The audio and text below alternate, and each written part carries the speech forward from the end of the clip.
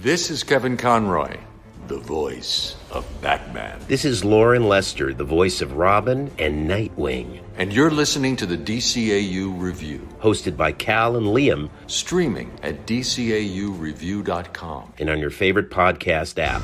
Gotham City is out of control. An entire city screaming in fear. Supervillains walk the streets, preying on the innocent. They will learn the true nature of power.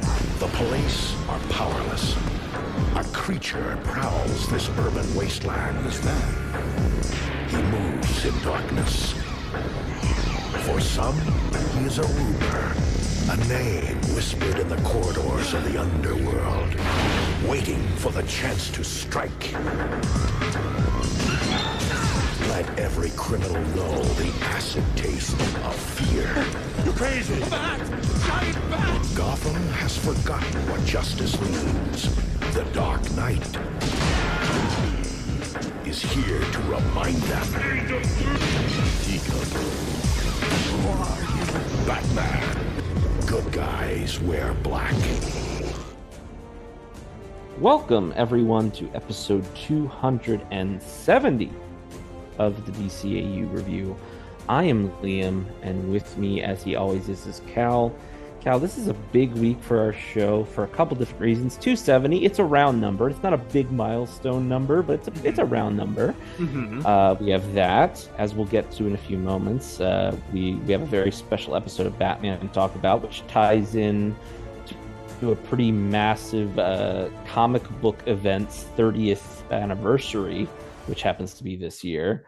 And then on top of all of that, we also have the return of one of our favorite special guest correspondents. So this is a big episode we got here for number 270. A monumental episode. We should have saved this for like episode 300, but then again, not everything would have lined up, I think, for this to make it happen. So 270 works just fine. That's right, Liam. Very excited to talk today, as we do have a very special episode, a very special returning guest correspondent that is directly linked to not only Batman the Animated Series, but this very episode that we're discussing today. And that is the episode Bane. What else would you call it? There is nothing else to call this episode except Bane. And it is, of course, the one and only appearance of the character Bane in the original Batman the Animated Series run.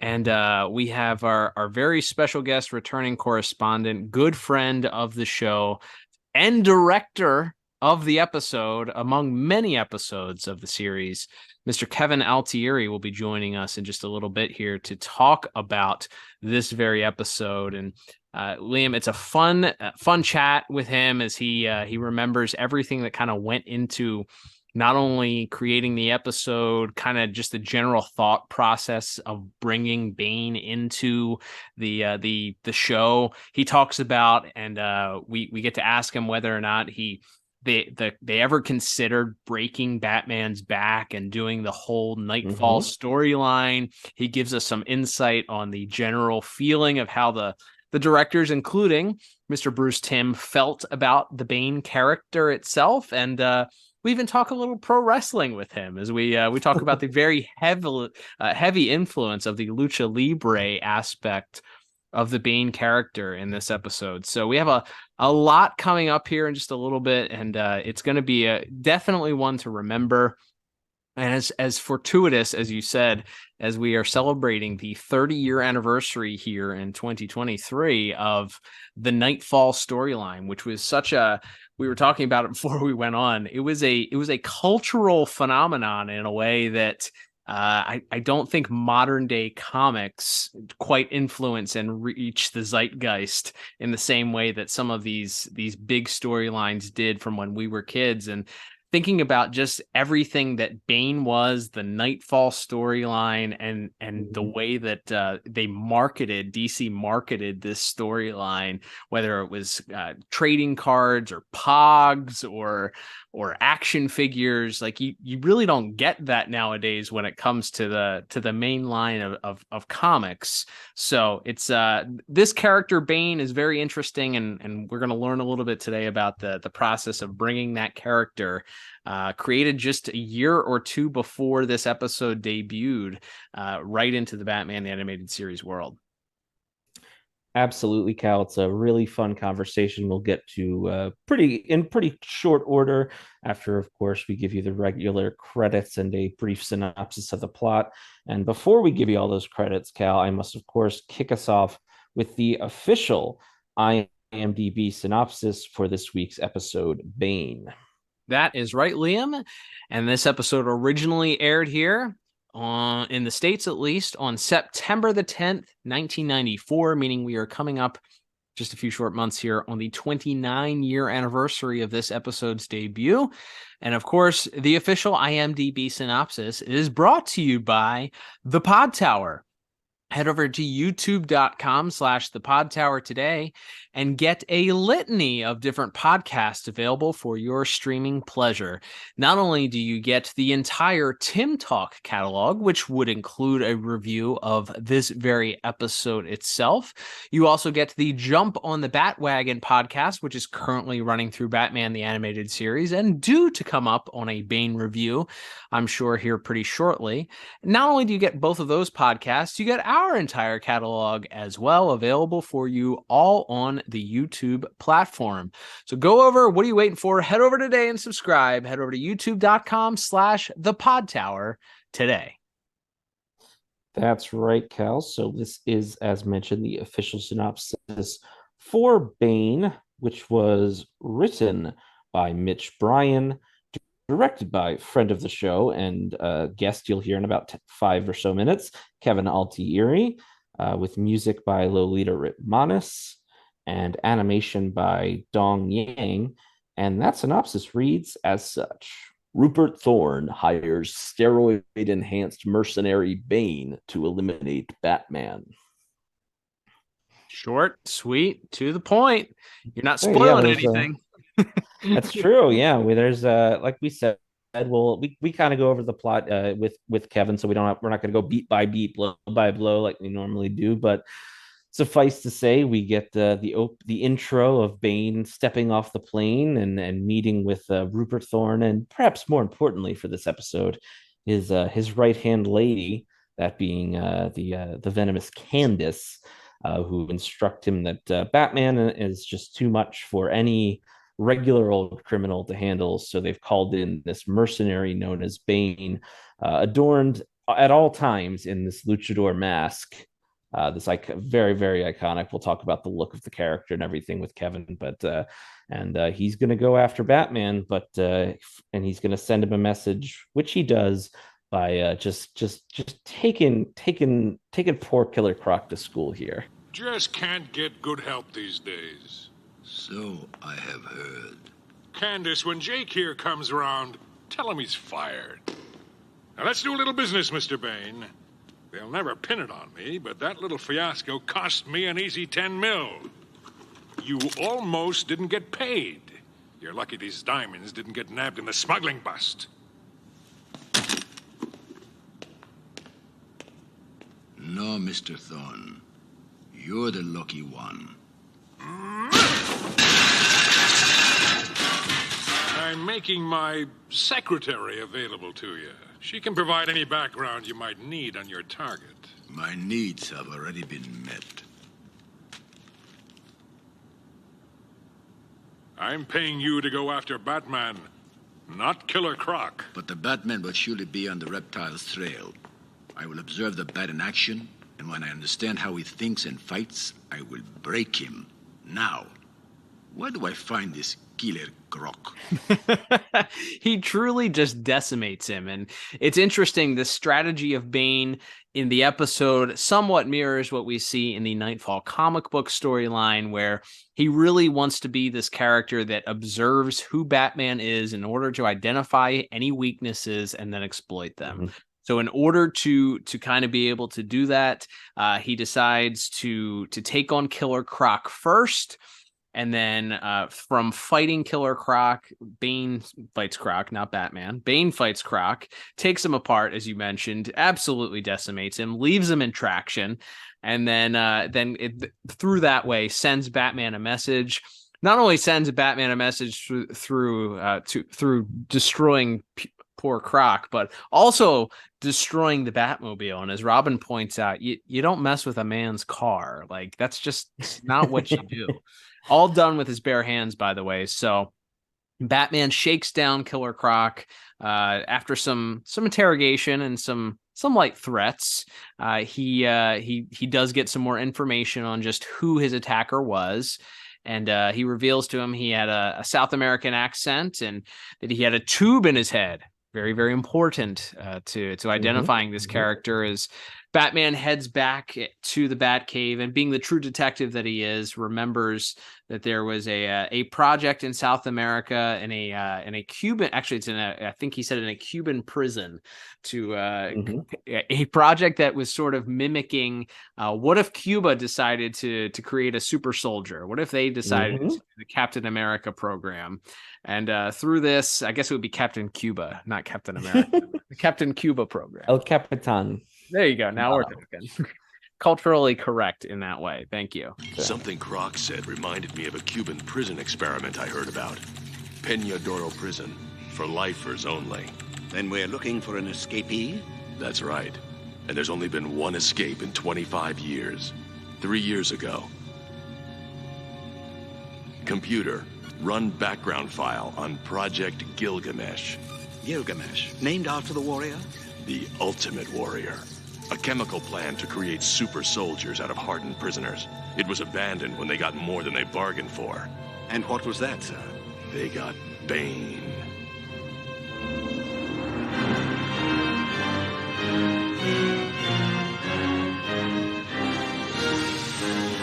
After he escaped, Bane went into business for himself as a freelance assassin.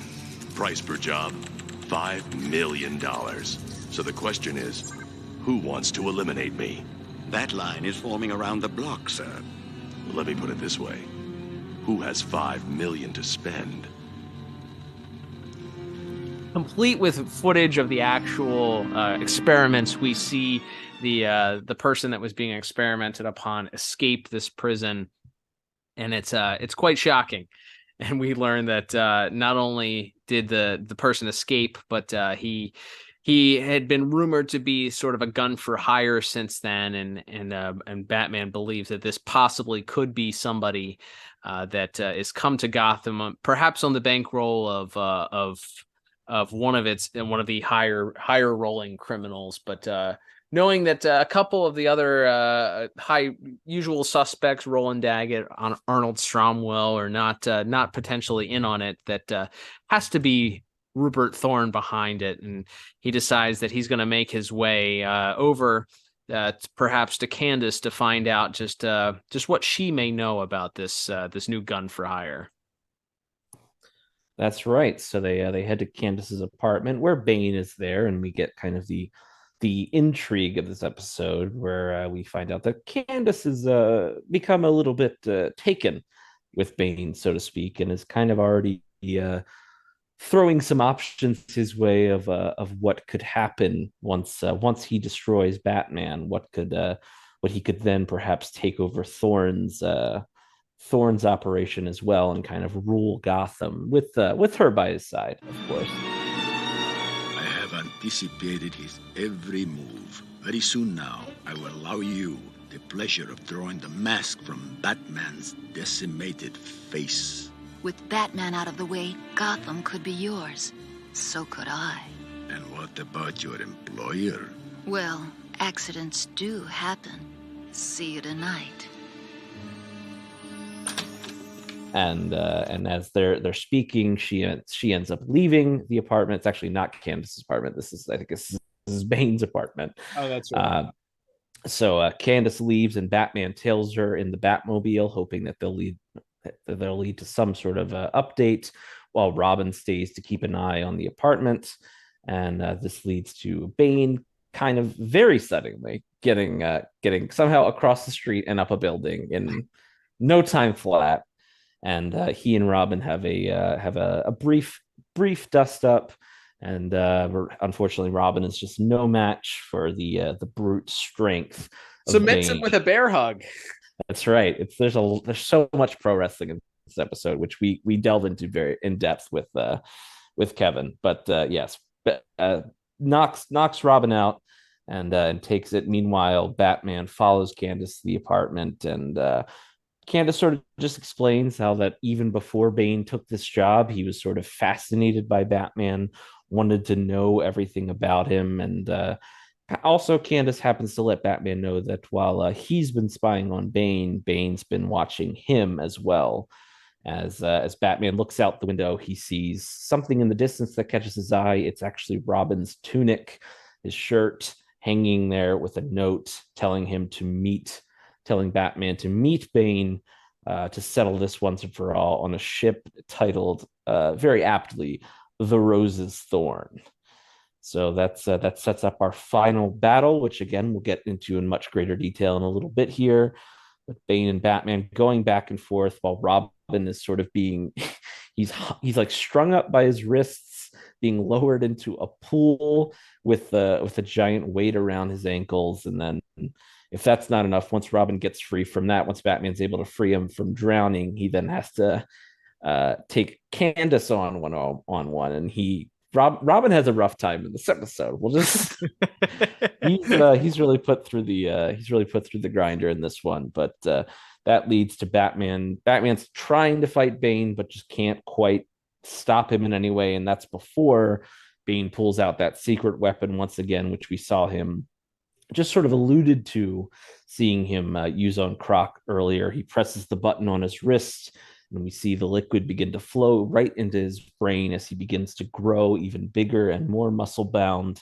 And Batman really can't do anything, to the point where Bane is just batting him around.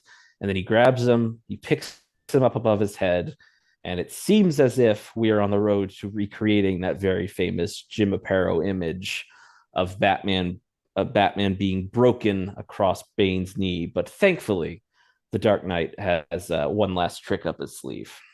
That's right. When during the scuffle, as you mentioned, he threw a batarang that Bane caught and did away with, crumpled it with his bare hands and threw it to the side. But during a barrel roll through the legs that Batman pulls off, he manages to grab it. And as Bane has him up ready for the breaking, Batman takes the crumpled batarang and jams it directly into the venom pump, I guess it is. Sure. Housed on his wrist. And this causes more and more of the drug to be jammed into his brain/spinal column, I guess, and causing him to overdose. Toys. You try to fight me with pathetic little toys.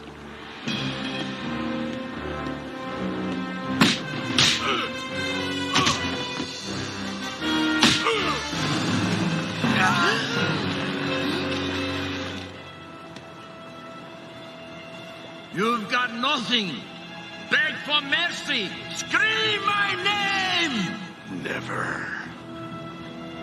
You are beaten. Now I will break you.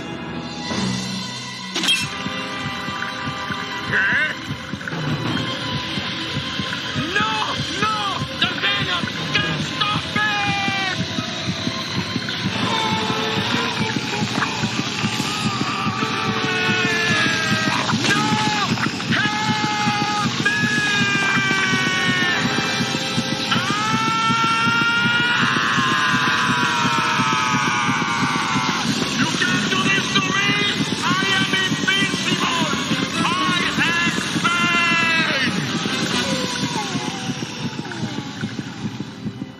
He begs Batman for mercy, which is pretty ironic, and Batman pulls the tube out of his head, causing him to collapse to the ground. And it's at this point that Candace manages to escape from Robin's grasps and runs away, but Batman agrees to let her go because he knows exactly where she's going, and Batman meets Candace. Batman and Robin meet Candace back at Rupert Thorne's office, and that's where Candace is sort of cowering behind Rupert Thorne's desk as Batman walks in, tosses Bane's mask on the desk, and we'll talk a little bit about the visuals and what that means, especially for a Lucha Libre to lose his mask.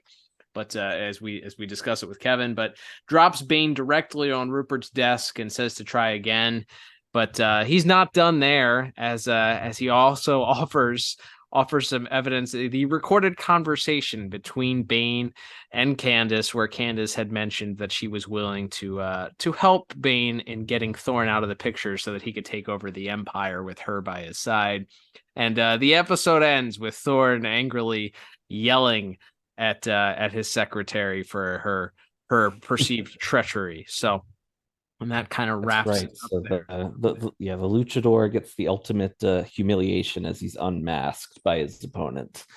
And that wraps up our episode recap. And without any further ado, Cal, as we'll get into scores and discussing the plot with a little bit more depth, let's throw it over to ourselves in our conversation with special correspondent and director of this very episode, Kevin Altieri. All right, Liam. So we are going to bring in our special guest correspondent now, who just happens to be the director of this very episode, Bane. We are happy to welcome back to the program director, Mr. Kevin Altieri. Kevin, thank you so much for joining us back here on the DCAU review. Oh, my pleasure. Man, we're excited to pick your brain about this episode. As we get into discussing the plot of the episode here, and kind of after our recap, we recognize that this was a huge moment in standard DC comic book continuity here with the Batman Knightfall storyline.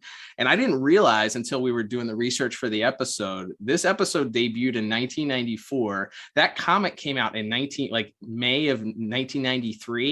So that's a real quick turnaround to have to adapt a character and even parts of that storyline. Can you tell us anything about the process of how that came to be, adapting such a major seminal moment so quickly into the DCAU? Well, that came in, it's like we were doing the series, and I remember talking to Bruce. Both Bruce and I were talking about like this new character, Bane. And we're going like, yeah, okay, here's this Mexican wrestler. It's like, all you got to do is yank that thing off his arm. And it's done. You know, it's just that we just felt that, I can't talk totally for Bruce, but as I remember, we were going and like, oh, and now because Superman had something happen to him, now starting with Batman, everyone's going to be taken out. It's like, oh, he broke Batman's back. Right. And it was just something we just thought was just not cool, it's like, yes, Batman does get the snot beat out of him rather a lot. That's kind of who he is. And then he comes back. But the whole back breaking thing, and then, it just seemed too much like the death of Superman to me. Totally understand that.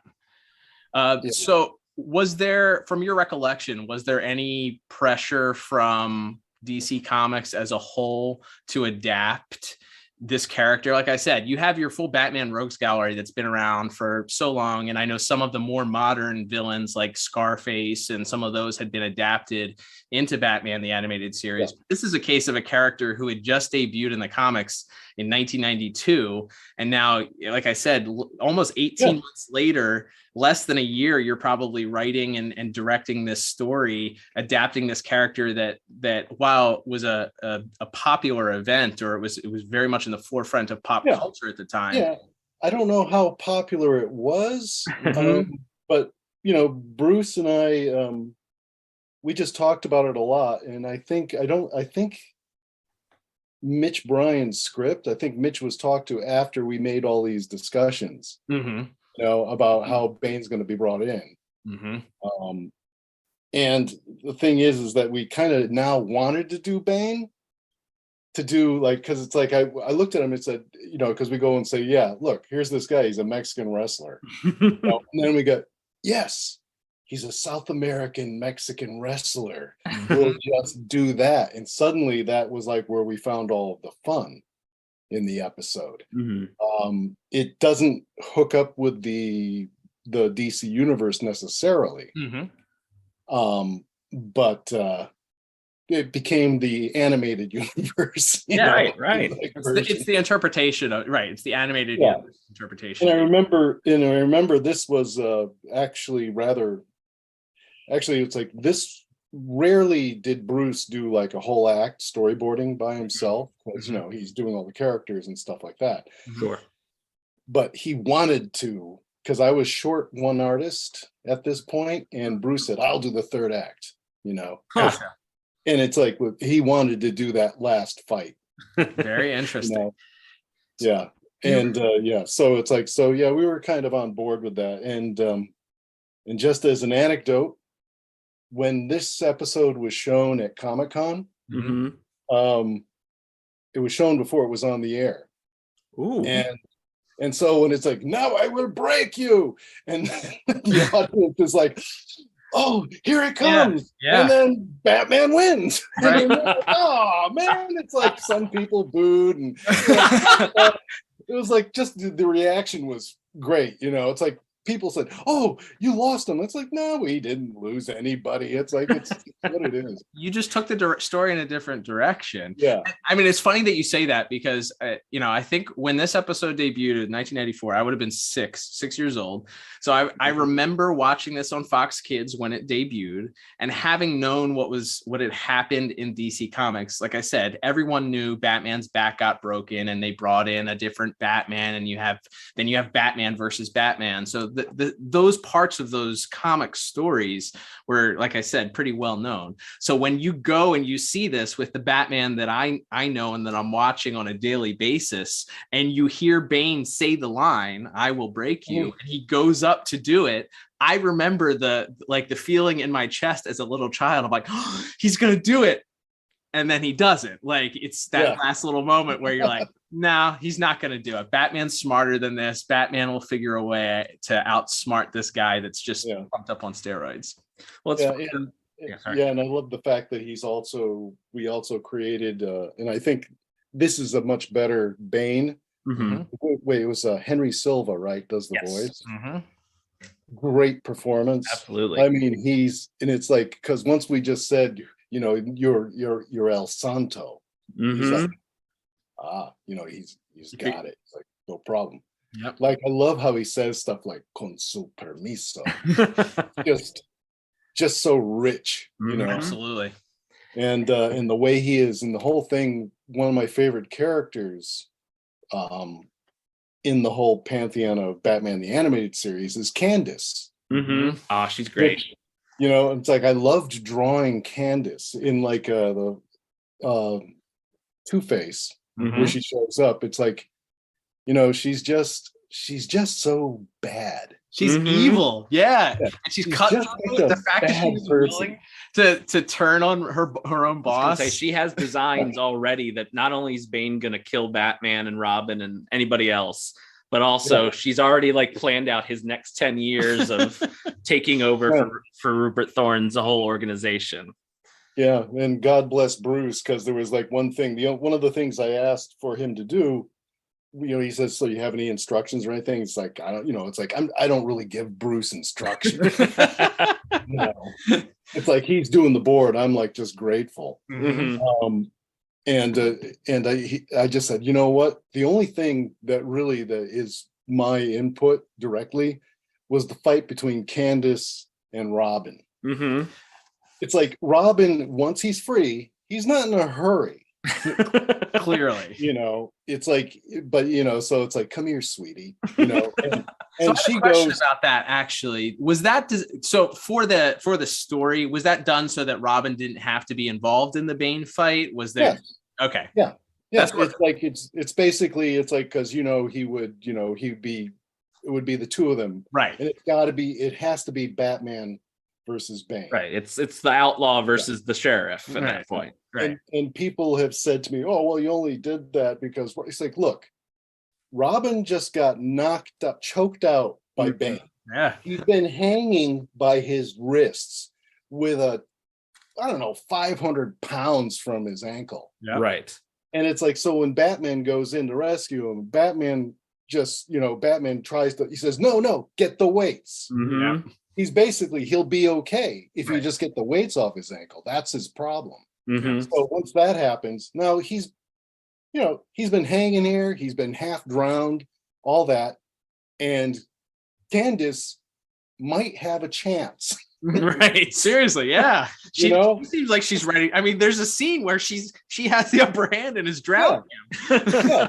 It's like, and it's also, but Robin also is working from, and it's like, it's actually kind of a fair fight because Robin's not trying to kill her. Right. She is trying to kill him. She's like, she has like a handful of hair and the nails are digging in. Like she's going for the eyes. So it's like, that's the only thing that I kind of can take credit for is like, she takes her shoes off and just dives on him, She's ready to get in there and try and kill him. I love that. Yeah. By the third time, of course, Robin gets the upper hand. Right. And it does break up the Batman fight too pretty well, because you have the intensity that's building with that, and then you have the cut back to this. It's not comedic, but it's entertaining. It's who's getting the upper hand between this worn down Robin and Candace. If there's any moment that I would compare it to, it would be James Bond and where he's fighting with Thumper and Bambi. There you go.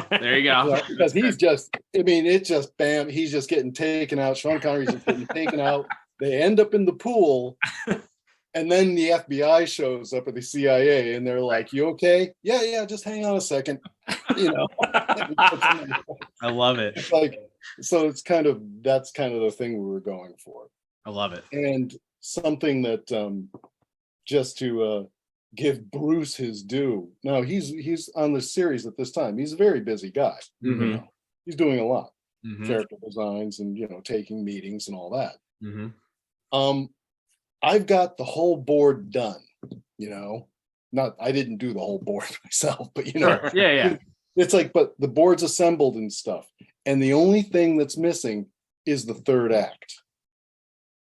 And I'm going, Bruce, I don't want to be a pain in the ass, but where's the third act? We got a ship. Mm-hmm. He's like, yeah, I'll get to it. He disappears. And I'm like, Jesus, there's only 3 days left, Mm-hmm. So I'm like, okay, he's the boss. I really can't. I'm just trying. So in my head, I'm coming up with a contingency plan. Right. Of what we're going to do. Maybe I'll be able to grab Dan Reba or someone to help out. I don't know. But then the next day, Bruce comes in, he goes, there, boom. I'm like, when the hell did you do this? And I remember seeing a rough and going through it, and he says, you got any changes? And I said, no, this looks good. It's like, it was his rough board, which is, pretty complete. Mm-hmm. And then, okay, it says, and I said, well, we'll make a copy of this and then we'll be good. We'll have the rough board, we can do changes. He says, no, I'll take care of it. Next day, like he goes home. It's not done. He goes home. Uh-huh. The next day, he goes, there, oomph. Inked. It's like, with a flare pen, with the barrel marker. Inked. The whole thing was inked, complete, with black and white, beautiful. Incredible. Yeah. It's like, now, that was like a magic trick. There's so much drawing involved. You look at that act and really, every scene, there's something in motion. Like it's, there's a lot to that stuff. Not to mention inventing the ship, the backgrounds. Yes, of course. Mm-hmm. Those are all invented on the board. Mm-hmm. So anyway, that was like, I used to be fast, but and I've done boards that fast, but Jesus, that was shocking.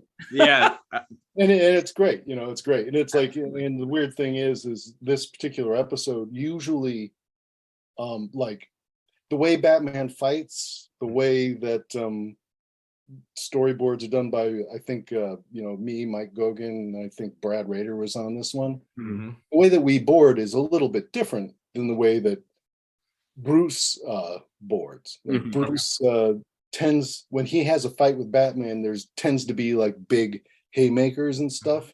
Mm-hmm. That really works for Bane. Yes. Because Batman's got to bring it up from the ground to make it work. You know, his usual chops and stuff don't work. So it ends up being like a Mexican wrestler fight.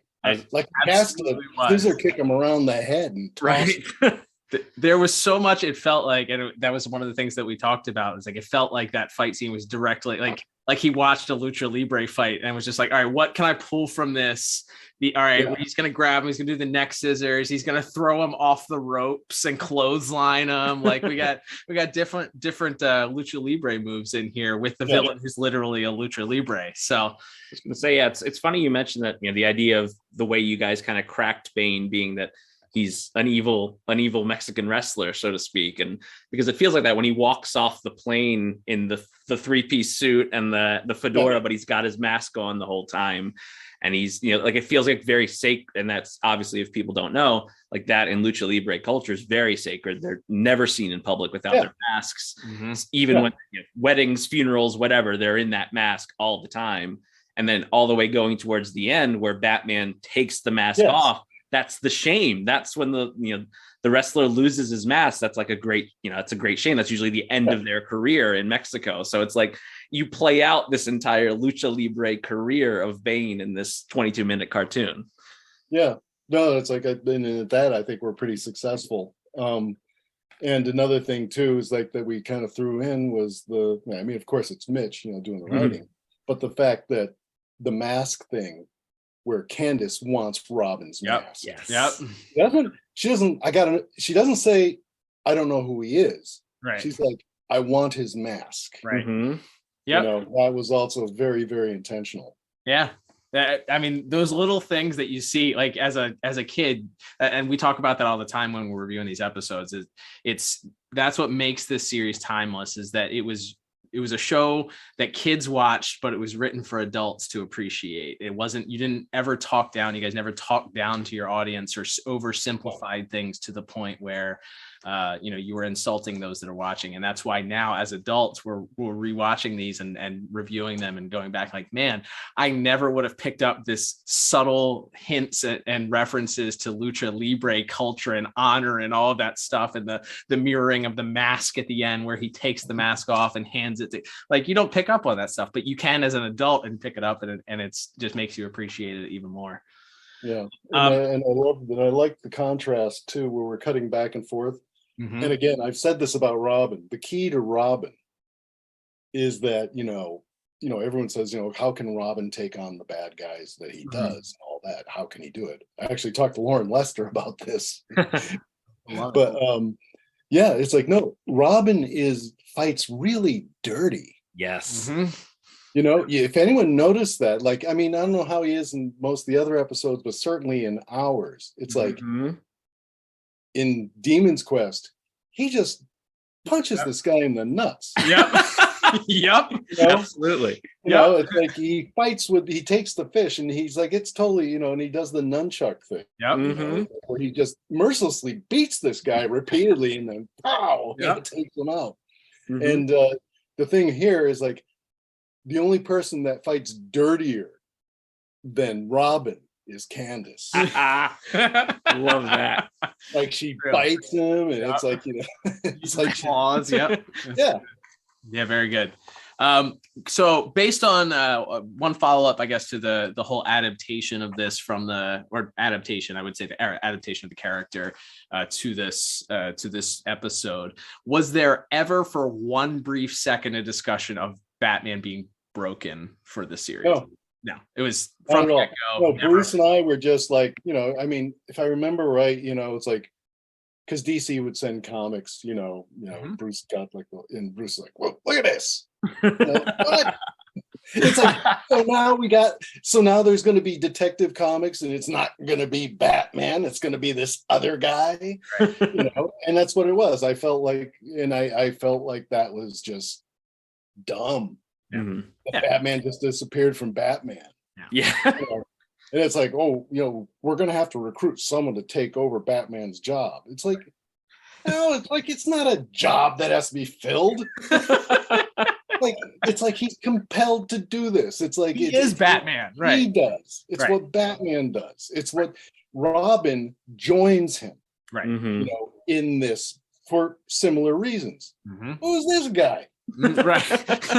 What was it? A red outfit, you know, Yes. with a big stupid cape. And, like, very, very early 90s aesthetic happening there. Yeah. And I'm like, oh, come on. It's like that belongs with Superman's long hair. There you go. Yep. The long hair Superman. The Superman mullet. There you go. Yeah, I think it's the what's the phrase is what fixing something that's not broken type of thing. Of if you the idea of well, we want to sell more comics, so we'll do this big shock event. It's okay. Did you have anything in mind after you do the big shocking event? So, like, for instance, if you guys had taken that thing, like, okay, what do you do? 5 episodes where Batman's just not in it, and then you have to build. No, what you do is, you go, his back's broken. Next episode, 6 months later. Right. Robin's on his own. The town's gone to hell. Like, crime is because Batman's not there. They think Batman's gone. And then it's about Batman coming back. But yeah, you don't have to have like a whole, how long was it? A year? 2 years? Yeah, I think from the start, from the breaking, and then there's about 6 months of the new Batman, and then old Batman comes back, and then they have to have their big fight to pay that off. And I think it's over a year by the time it's all said and done. So it's a lot of time. And if in the meantime, if say kids are watching Batman the Animated Series and then go to their comic store and go, hey, I want to read a Batman comic. I like the show, or I have the toys or whatever. And they go, and Batman has big metal claws and red eyes, and it doesn't look anything like what they're seeing on their TV screens. They might walk right back out of it and not buy a comic at all. Yep. No, I just don't buy it. And the whole thing too is, this guy with the claws, and it's like this murderous guy that Batman has unleashed on the city. It's like, it's like Batman, he does not kill. Right. He will not use a gun. Right. He won't. Right. He doesn't have claws. It's like he wouldn't allow it. This guy that supposedly takes his place, Batman would have taken him out as a vigilante. Right. He doesn't, he doesn't even like the Punisher doesn't put up with vigilantes. Right. He is one but he doesn't cause collateral damage. Right. Precisely. Well, that's great. I as far as the episode is concerned and the plot of the episode, is we can give some scores here, and Kevin, hopefully give us a score of your own here. But so we go from 1 to 10, 10 being the best here. I love the way that you guys took a character, like I said, that was so in focus at the time, and you swerve at you think people think you're going left, and at the end you go right. I appreciate the way that was done. I appreciate that it wasn't just, well, we're going to do what they're doing in the comics, we're going to adapt this. I think it does feel like a rapid pace for the episode, because you have to introduce this new character, you have to establish how powerful he is. I love that the opening, both the introduction of the character and then the scene where he ends up beating up Croc, it's all designed to make you feel how powerful this character is. You have 10 minutes of screen time to establish this guy has to be a threat to Batman. How do we do that? And in the first couple scenes, he's big, he's getting out of the plane, people are gasping, he's bringing down the weight of the car. He's hulking the heavy bag off the hook. Yep, he's pumping iron there, like doing in his free time. So you have to establish that. He puts one of Batman's most well-known powerful monster characters in traction. So you establish that this guy is no good. He means business. And so I wonder if you guys had been given maybe more time for a 2-part episode, whether or not that would have slowed things down. Maybe if because it does feel like there's a rapid pace here at times. You have very little time to establish that. It would have maybe felt that final fight a little more intense. But I don't know how often you guys were given the leeway to make a 2-part episode, or what that process was like when you decided, hey, this story's too big for one episode. Very rarely. I mean, like Two-Face, because it's Harvey Dent, Bruce's pal. That was a two-parter. That was like, well, Catwoman, I think, was the first two-parter. Right. Yep. Cat in the Claw. Demon's Quest is another one that you guys. Yeah. Now, and Demon's Quest, like Ra's al Ghul, that needed to be two parts. Oh yeah, for sure. Absolutely. That needed. That was just Ra's al Ghul is just that big. Absolutely. Well deserved. With that said, I think with a 22-minute episode, I think the pacing works well. I love the final fight. It's so brutal. It's a lot more violent, I think, than most of the fights I remember from happening. It's close fist punches, and I was gonna say, and that's BS&P. The thing is, you establish like Bane is like a monster. So, and also the broad aspects, like the way that Bruce boarded it, it's like it's big, like smashing a box on his head. Right. Everything's big. So that actually, and he can take a mooring gun in the chest. Right. Or in the back. Yep. Yeah, so I think with that, it's paced very well. Like I said, I love the ending, and with Batman doesn't even haul him off to jail. He just drops him on Rupert Thorne's desk and is like, "Here you go, nice try. Here you go, you deal with it." Yeah, Bruce knows, Bruce Wayne, Batman knows that Rupert Thorne. This is like, okay, Candace, you want to get punished? Right. He doesn't even say, no, we're not even going to chase her. I know where she's going. Yep.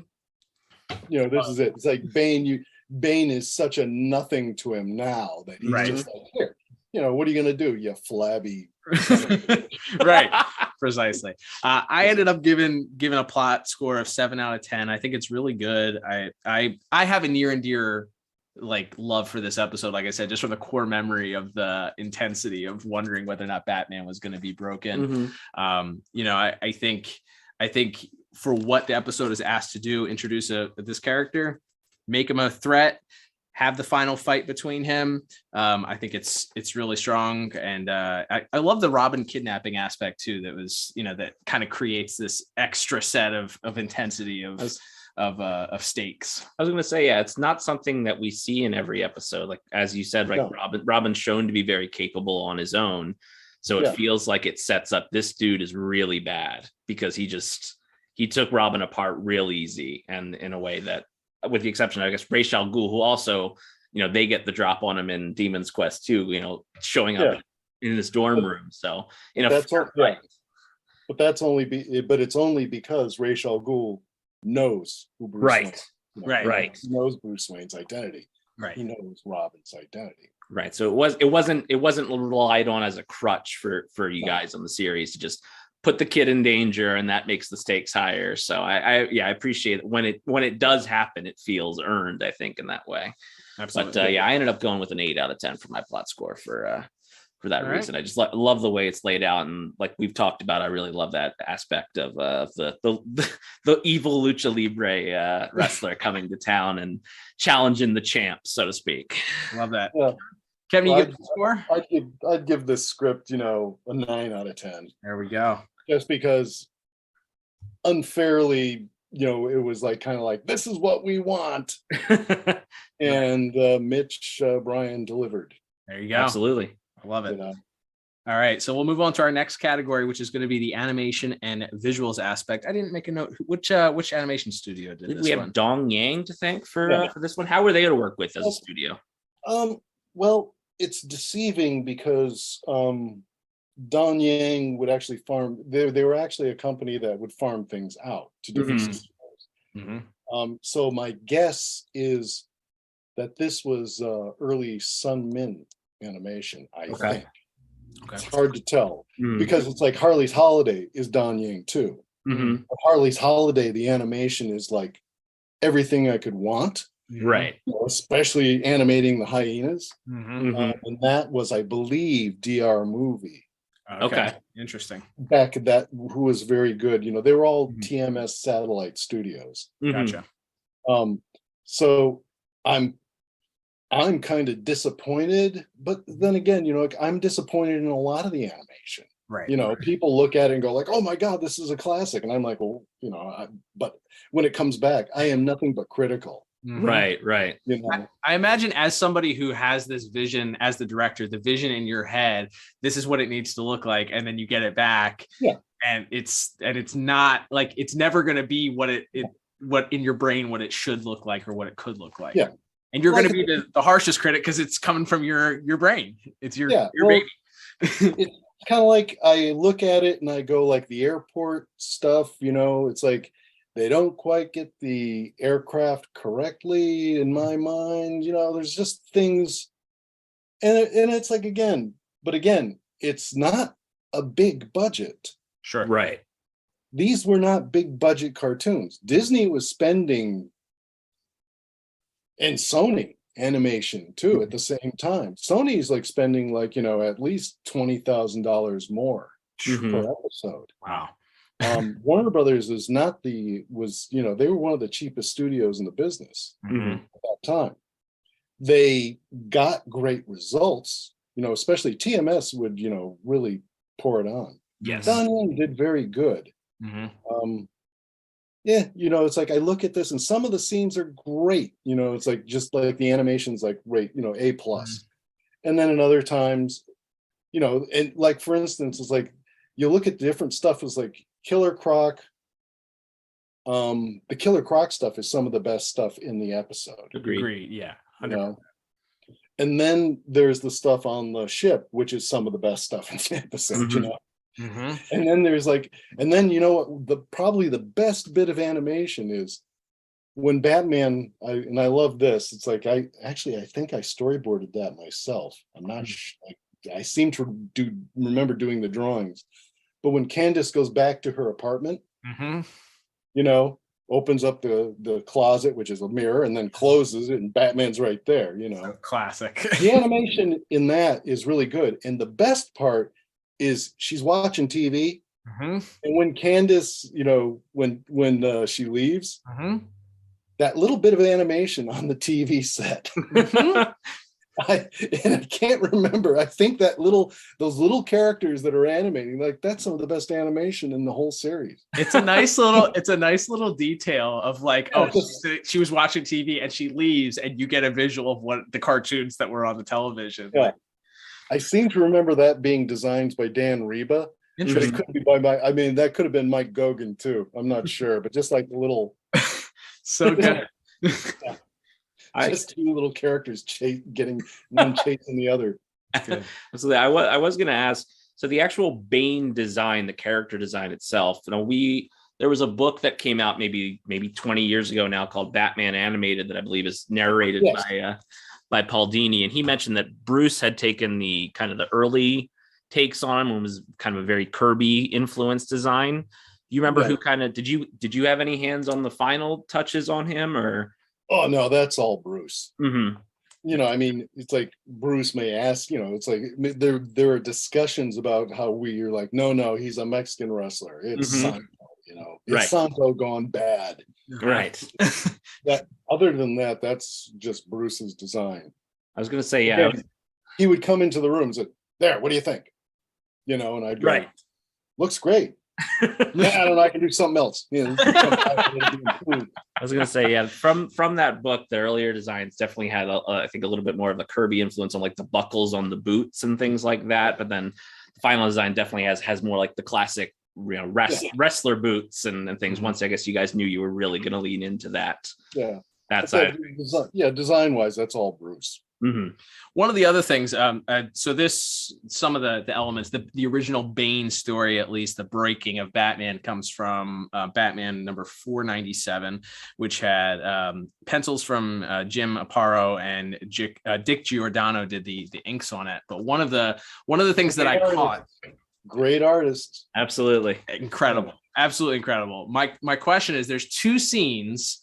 So the famous panel of Batman actually being broken in the comic is pretty it's notorious. It's a very memorable panel. It's all red in the background, and Batman's being broken over Bane's knee. There's two separate scenes. One is the first scene where Bane pumps up and uses the venom for the first time. There's an all red background that's used. And then when Batman kind of overloads the venom at the end, that same effect was put on. Was there any influence that you remember from those panels or anything, or was it just a visual effect that was used to like intensify things? That's just something that, you know, that I do. Nice. And then that certainly comes from the days, me, Dan Reba, Brad Rader back and Mike Gogan back at Deke in the 80s.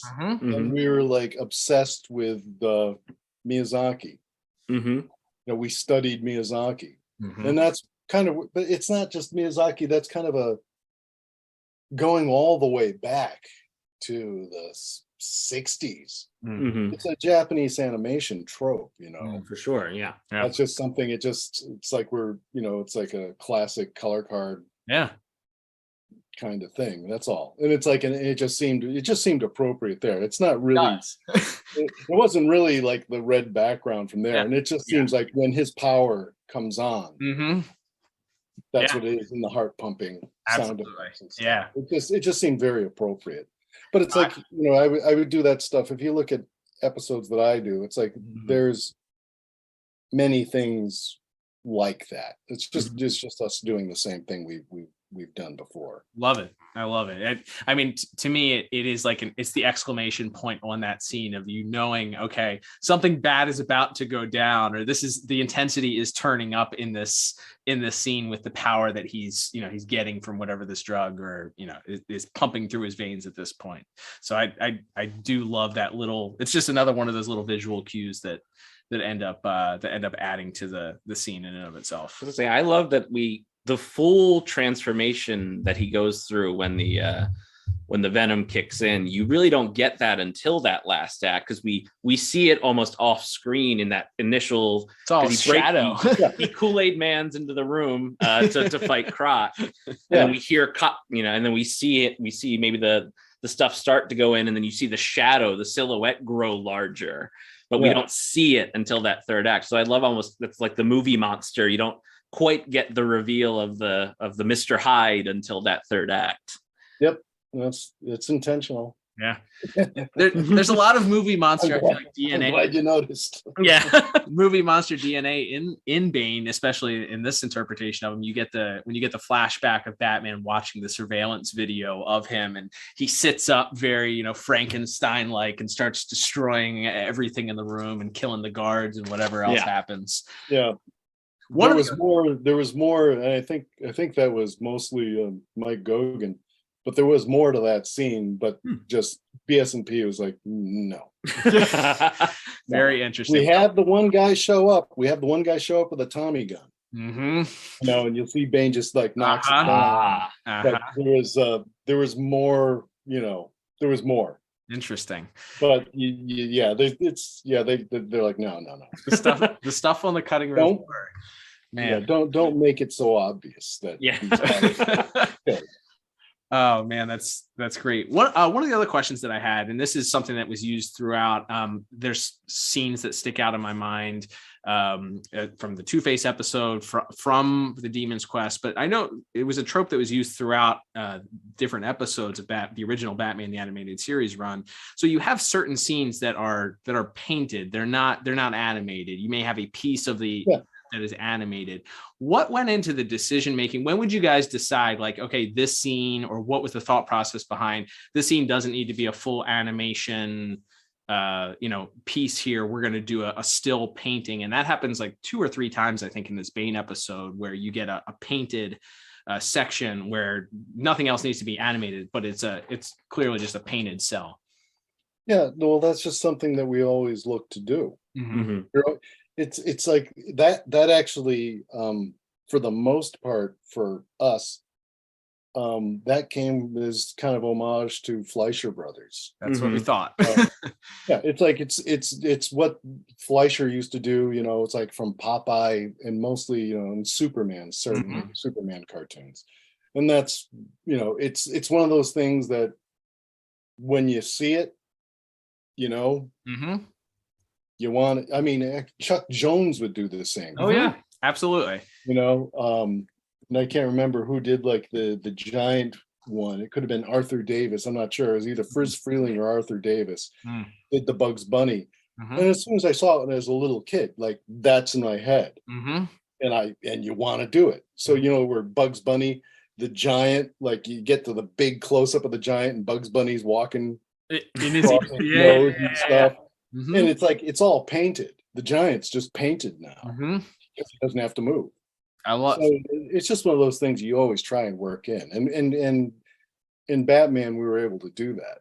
I was going to say, it also probably is, there's a side effect of what we just talked about of not always being thrilled with what you get back from the animation studios, where there it's mostly out of the studio's hands. It's like you guys get to really set that, you know, those images to be the, you know, like the one that always pops in my head is like the Riddler debut or something like that. Like you mentioned in Two-Face, certainly like those some of the more iconic images that people constantly still to this day talk about from the show, and, you know, having it be a still image there, you know, maybe also cuts down on the chance of it, you know, coming back a little off model or a little less than you guys being a little less than thrilled with. Don't worry, they screw that up as much as they screw up on like those get called back a lot too. It's like, what the hell kind of a painting is that?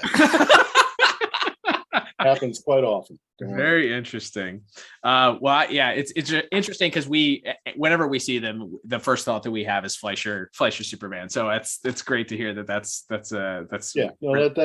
completely the influence. Love it. And it's intentional. There you go.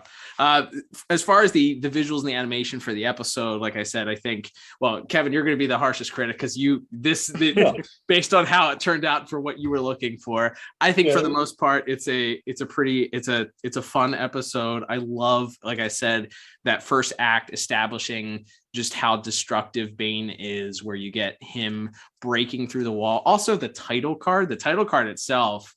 Yeah, that title card is badass. Man, so good. It right away you're establishing this character, bringing him into this universe that, hey, this guy's walking through a wall here. Like, you have this back silhouette, and then to have that portion be in the episode where he breaks through the sewer wall and decimates one of Batman's most heavy duty villains is great. And then you have him destroying the Batmobile with his bare hands. I was going to ask actually. So I imagine is the title card done last? So is that Eric Radomski taking an image from the finished cartoon and going, that should be the title card for I don't remember. That certainly happened because that was after the board was done, certainly.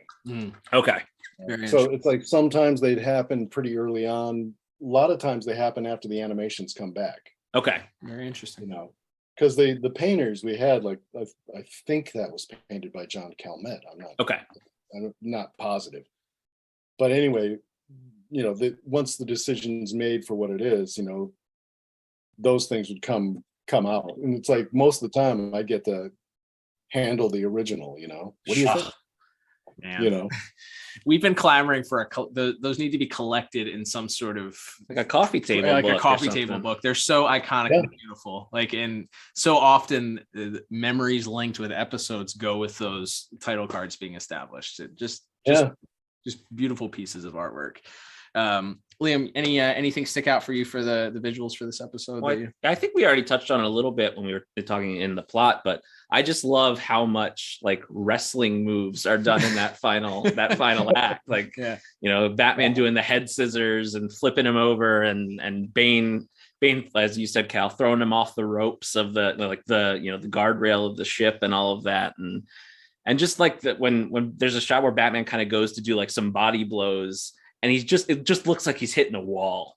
Like it's just Bane's not budging an inch. And I love the way that whole final act kind of comes together as and ultimately the way Batman triumphs isn't by punching harder, he has to use his brain. Outwits. I love this honestly, and I didn't remember it. I remember that he beat him with a batarang, but I didn't remember that it was the crushed batarang. And I love that even in the animation, you see Batman roll over and quickly, if you're able to catch it, he snatches the batarang off of the ground. And it's in his hand the whole time until he playing possum there, so he can. Yeah, no, it's like he waited till he was raised over his head, and he can get at that stupid little box. Love it. One or two other sequences that I really enjoyed. I love when Robin is spying on Bane and Thorn, and then we get the scene of Bane sneaking up behind him completely in silhouette. It adds to that monster character feel of like, oh no, we can see the monster sneaking up on our hero, but the hero doesn't know yet. So good. Yeah. And he got there real fast. I was going to say his steps are like 3 of normal human steps, I guess, because of his size. He was, and the thing is like, he comes up the wall, right? So he climbed the building. Just insane. And then there's a couple of other Batman in silhouette, as you mentioned, the one that Kevin mentioned in Candace's apartment, and then we have it again in the jail cell with, I love Killer Croc, the visual of Killer Croc in the traction, just like this monstrous character that Batman just messing with the traction to get this information out of him. Oh man, so good. I really liked the visuals for this. I ended up with a solid 8 out of 10 for this. What about you, Lee? Yeah, I think if it's not clear, Kevin, I'm a huge wrestling nerd. So so that aspect, which again is not something I remembered from previous viewings of this, of how steeped in from the character work to the visuals and the animation. I actually went with a little bit higher with a 9 out of 10 for my animation scores. Nice.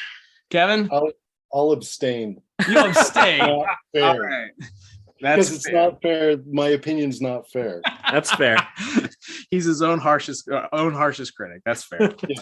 All right. Well, let's move on to our next category, which is going to be our music for this episode, and the fantastic Lolita Ritmanis responsible for the music for this week. From the title card forward, you get the doom and gloom of this gigantic, massive character that's come into Gotham City to take out Batman. It almost feels like that when that Bane theme comes in, it's like steps, as like when he moves, the theme moves with him, kind of thing. Yeah. Now I'll say one thing, and I give music. I give this 10 out of 10. Noted. Yeah. Having said that, but what I kind of wanted was guitar. Like flamenco guitar. Oh, that would have been neat. But that's not Monster. Sure. Right. Totally understand that. Yeah. You probably could have infused that in some way, or maybe even in the final battle, you had some of that going on there. I like that. No, the Lolita and everyone else was correct. They're correct. But I was just thinking, wrestler, right. Wrestler, and that would have lightened it up. True. Oh, for sure. Yeah, absolutely. So they're correct. There's no complaints. So how much when you directed episodes, did you guys have communication for what you like direction or just a general idea of music, or was that all stuff that you just gave to her and Miss Shirley Walker and everybody else? Oh. No, there's always discussions before. And it's like, especially with Shirley. Like I've told people this several times, but like Shirley would come into the office and say, so what do you, she'd actually come into the office and says, I'm working on Two-Face. So any thoughts, let me know. It's like, what do you want? What are you thinking? And then like one time, I went there. I remember I was with Bruce. He says, Shirley was working on Two-Face. Let's go. Go to she wants us there. She wants it. Wow. She wants your opinion. So, Bruce and I go there. And we're sitting there, like in the back, and we go like, whoa, holy shit.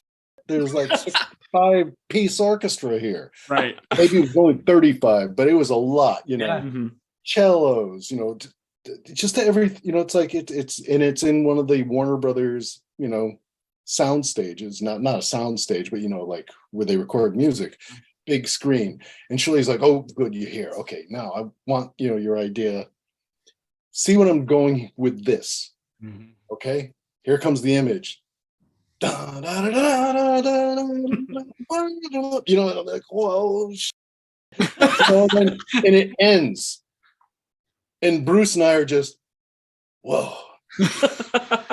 And she turns around. So what did you think? It's great. No, don't you see? It's like she's looking for an argument. She wanted input. Right. But it's like, what are you going to say? It's like, it's perfect. Yeah. Thank you. Can I just sit here? Right. Tremendous. I love that. Yeah. It was just hard to, it was so good. She was so good. But yeah, they wanted input. Absolutely. Which makes sense. And I as if you're working in a visual medium on a regular basis and you hear this just massive, impressive, incredible piece of music, I can't imagine jumping up to say, actually, I think you could have used a little more xylophone. It's like the first thing that jumps into your head. I need more cowbell. Right. There you go.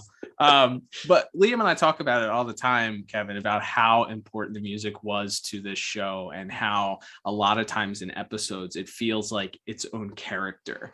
And specifically, I think this episode is another one of those that you can point to. We talked about it, the heaviness of the character, the monster character, the compositions that Mr. Ritmanis worked on for this episode to do that emphasize the threat of Bane to this Batman character and help establish this guy as a real threat. And just another amazing thing about this series. Especially and what we talk about is how these different categories that we talk about all work in concert to bring you this, the great package all together, where, as we mentioned, we don't really get the full reveal of Bane's visually. We don't get the full reveal of Bane's full power until that final act. But we hear the music when he's standing there in front of Croc, and we see the shadow grow, and we get this really, like you start to like kind of turn inward, like you get a little bit claustrophobic in that moment of like, oh God, Croc's got to get out of here, like he's gonna die, like and that a lot of that comes from the silhouettes and everything in the visual department, but also from that music and the way the score builds to that big crescendo. Even though we're not seeing the horrible violence that is being implied. And that's a shortcut. That's an animation shortcut. Like, it's like there is only so much money we have for animation. Sure. And so that's a clever, way that we make the decision very consciously. It's like, okay, we're just going to hear him getting the snot beat out of him. And it's like, it's much worse than, what could have done this to Croc? Right. He's not even trying to get away from Batman.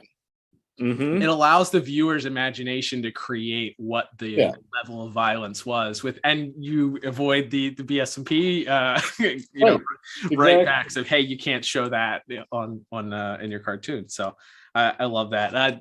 Music, very strong for this episode, very enjoyable. I gave it a 9 out of 10 personally. Liam, what about you? Yeah, I'll agree with our guest here. I'm also going to give it a 10. I think I just love that Bane theme and the way it marches with him as he, as whether he's lunging towards Robin or when he's hulking up, so to speak, and getting the venom into his system there. So very good.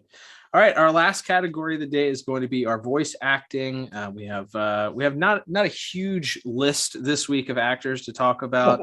Kevin, we'll talk about any thoughts or memories. Last time we had you on, you shared some great stories. Anything that you remember about the casting, other than what you talked about already with the casting of our Bane and him getting it right away? Anything else you remember about this? It's like just when we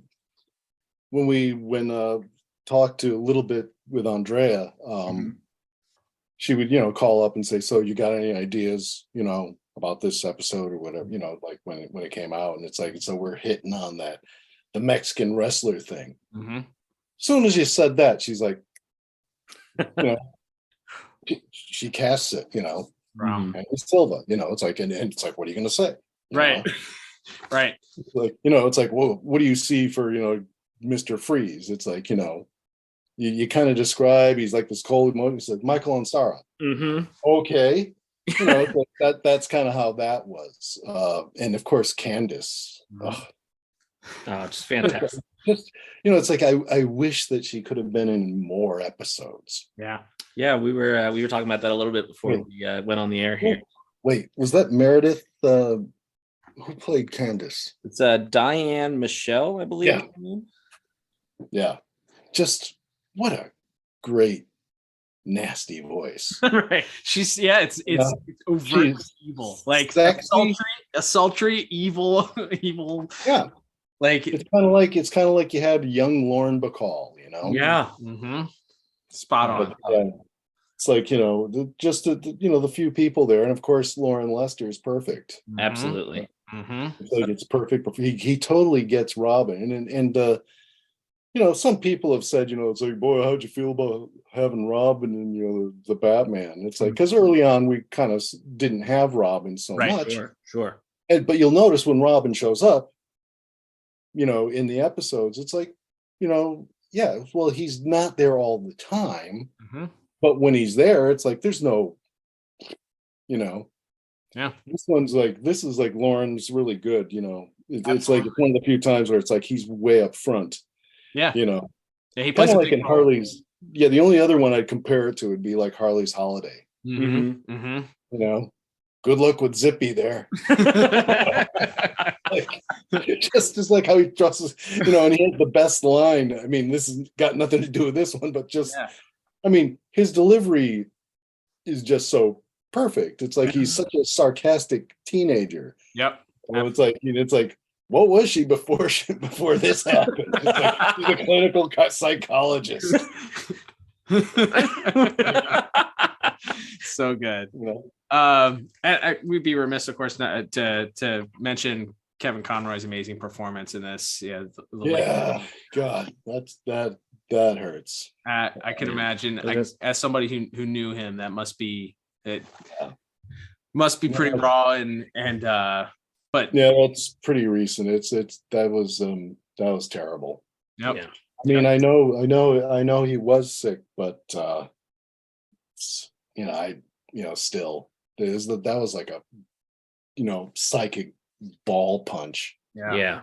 Just suddenly that happened. That was like, you know, it's just terrible. It's like, because he's one of you just looked forward to seeing him. Yeah. Every convention, you know, he's at, and it's like, and he, you know.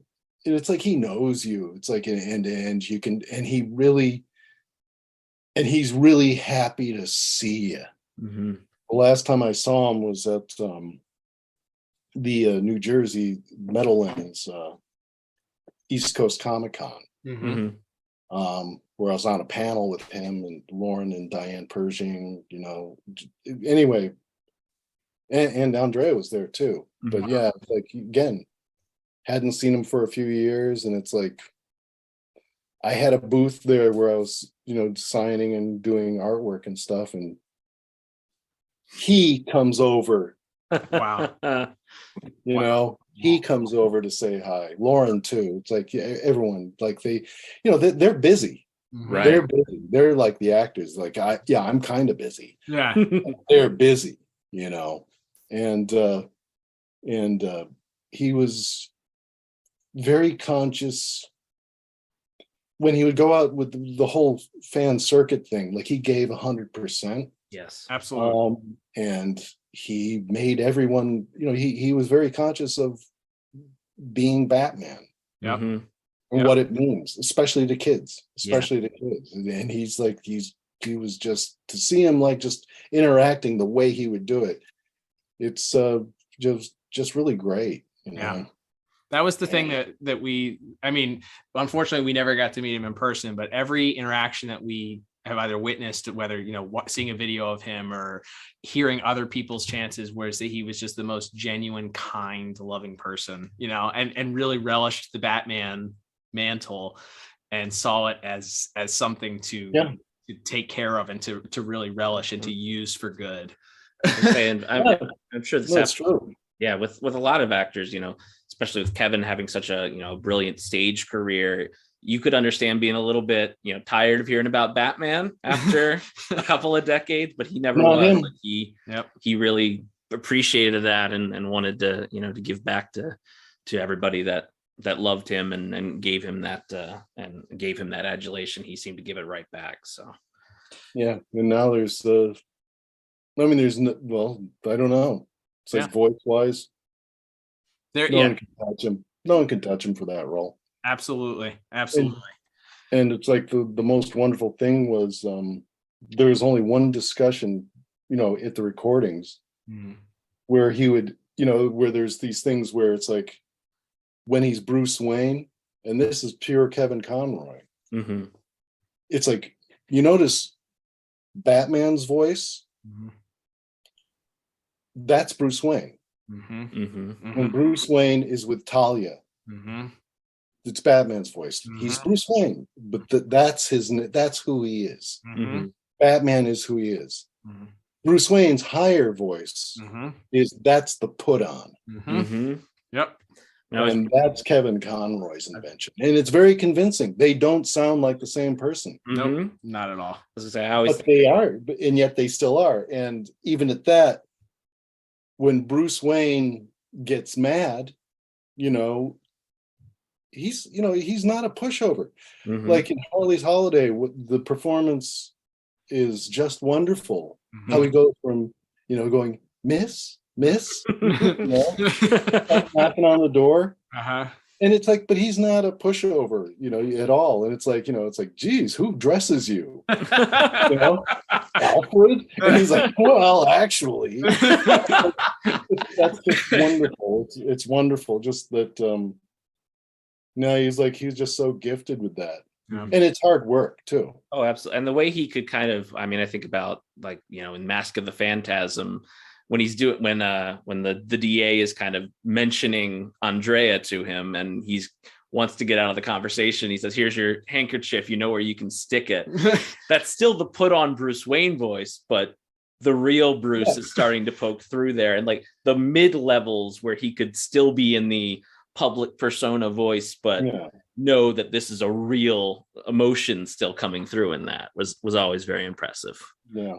And like someone that talented, and it's like just the fact that every time he saw you, you just felt like you were the most important person at that moment. Absolutely. That's been a thought that I heard reiterated over and over again. So that's just incredibly missed. And one of the things that we talked about and continuing to review these episodes is the bittersweet aspect of hearing that voice and appreciating what incredible performances and what an incredible human that he was. But also knowing that this is there may not be more in the can going forward. So there's not much new content left, but I think this episode from everything, the line that got me was when the line directly taken from the comic, "Say my name," right before he's about to break him. Yeah. And he says, "Never." The way that he delivers that with such intensity and spit in the face. It's almost Clint Eastwood in that moment. Like he's so good. Man, like the everything from the his conversation with Alfred, joking about Bane, being from man to man, destroying his car and having that jocular way of sharing that with Alfred. Ephraim Zimbalist Jr.'s Alfred. So good. It made the entire episode for sure. Absolutely. I was like, my one last note about voice actors, of course, John Vernon as Rupert Thorne. That last line is like burned into my brain. Candace. when he plays the recording of Candace and Bane, and he just king of the world walks out of the room having won the day, and you just hear Candace. Is this the best you can throw at me, Rupert?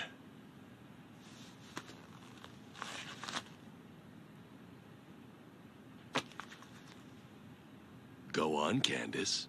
Take his mask. Thought you might like to hear this, Rupert. It's a new release. Maybe we'll call it Better Luck Next Time. With Batman out of the way, Gotham could be yours. So could I. And what about your employer? Well, accidents do happen. Candace? Incredible. Oh, Mr. Vernon, such a joy. I always love when we get to visit with that character. Yeah. No, it's like, yeah. And again, hell of a nice guy. Mm-hmm. Really? There you go. It's like every time you'd see him, it's like him, Bob Hastings, you know, Ephraim Zimbalist Jr. They're like, they remember things that you mentioned about your life. Wow. You know, like if I said I was going to a concert, I was going to go and see like, you know, Tom Tom Club. So how was that? You know, was it good? Like, you know, next time you saw him a couple months later, it's like they'd remember all that stuff.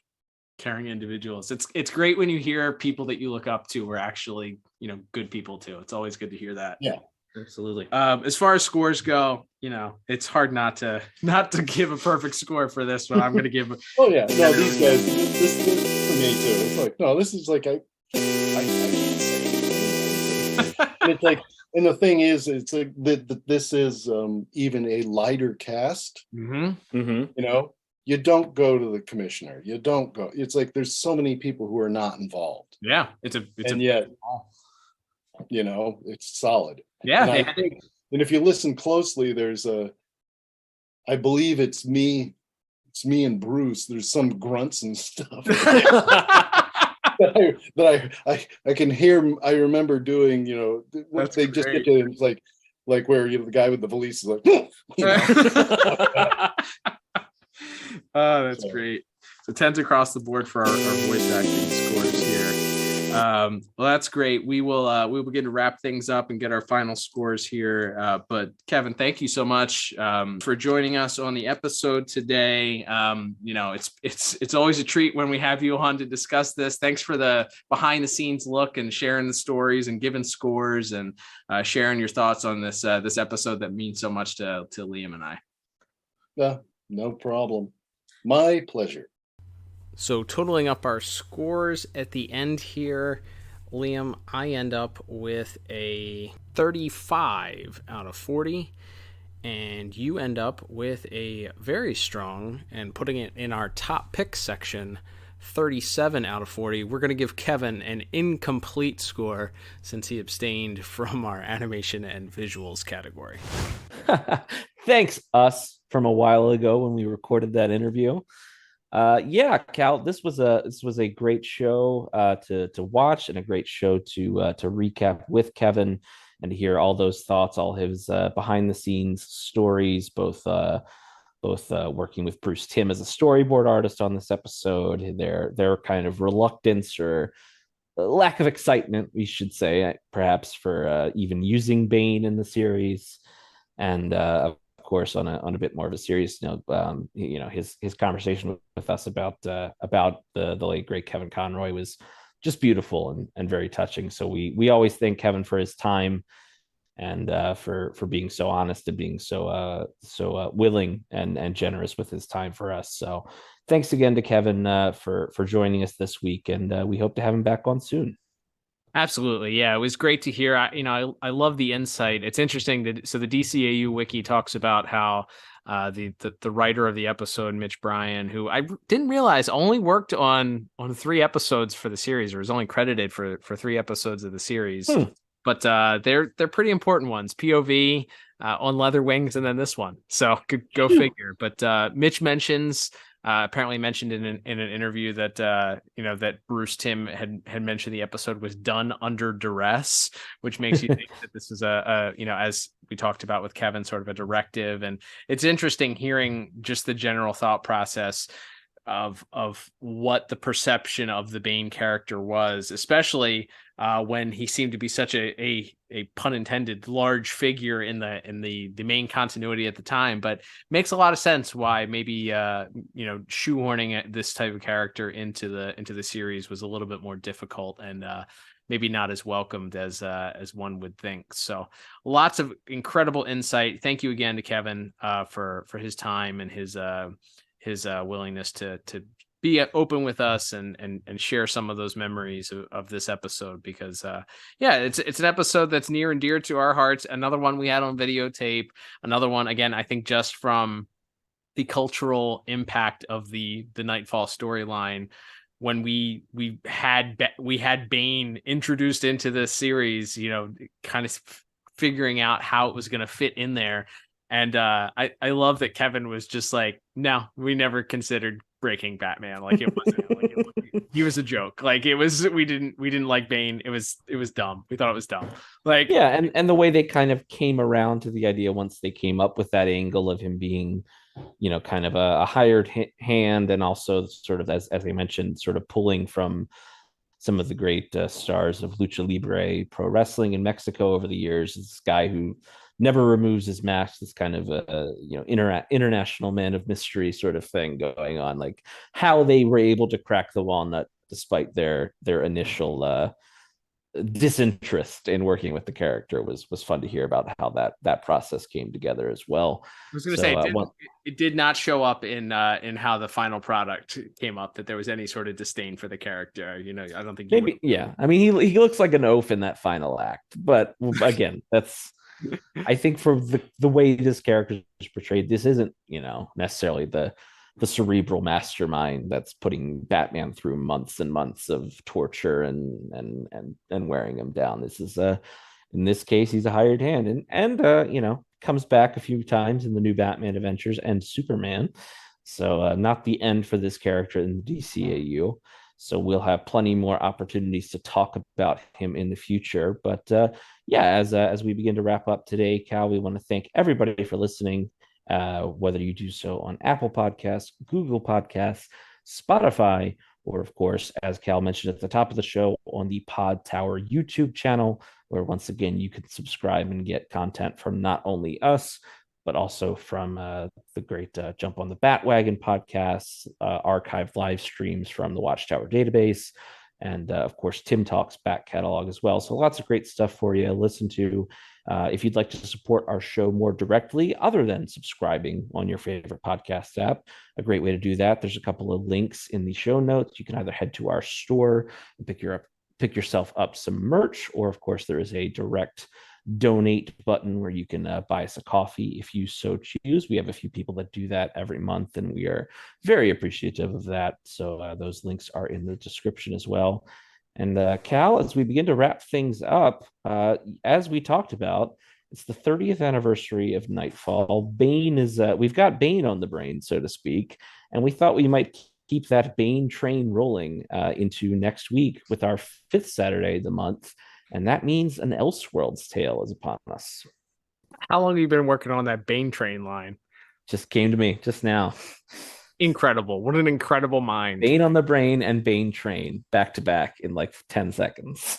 It's a beautiful mind. I'll just say that. You guys don't know how lucky I am to from the brilliant mind that I have, the creative comedic mind of my brother Liam. That's right, Liam. We are going to take a trip around the Elseworlds, a trip around the multiverse to visit another Elseworld, and we are going to be checking out a world that we have not visited very often. Actually, we visited maybe a handful of times before, at least 2 or 3. But it's one of those that I think one of those worlds that hasn't quite gotten its flowers yet, and we're probably coming up on some important anniversaries of this show here. Maybe I think next year might be the 20th anniversary. 20 years, yeah. 20th anniversary next year, so it'll be interesting to see maybe some of the nostalgic feelings start coming around. It's tough because it lives in the proverbial shadow, pun intended, of the Batman animated series, but we're gonna check out an episode of the 2004, at least that was the year it debuted, animated series The Batman, which of course does not take place in the DCAU, but came right after kind of the end or the wrap up of the DCAU. Justice League Unlimited was still going on at the time, responsible purportedly for the famous Bat embargo in the DCAU. But for this episode, keeping with our theme here, at least for this episode, and celebrating the 30th anniversary of Knightfall, we're going to talk about that episode, or that series debut episode for the character Bane, and the episode Traction. Absolutely, a much different take on Bane. If you're a more of a comic book traditionalist and you like seeing a version of Bane that just tears through Batman the first time they meet, well, this is the episode for you. So we'll be definitely looking forward to discussing that episode next week. But until then, I'm Liam. And I'm Cal. And we'll be back soon with another episode of the DCAU review. Adios.